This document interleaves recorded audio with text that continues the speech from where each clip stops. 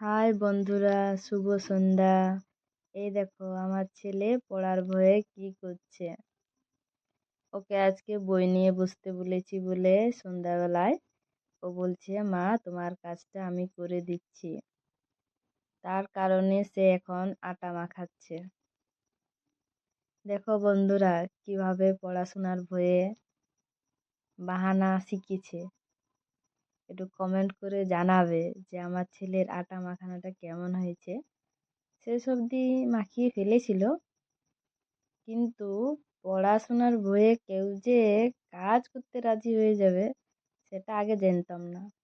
মানে আমরা বাহানা করেছি, কিন্তু এইভাবে বাহানা করিনি যে আমার কাজ ও করে দেবে আর তাহলে পড়তে হবে না।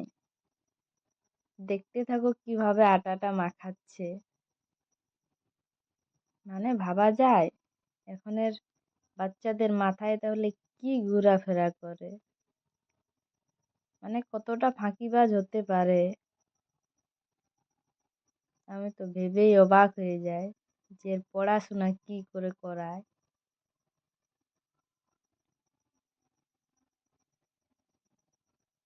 শুধু দেখতে থাকো কি করছে।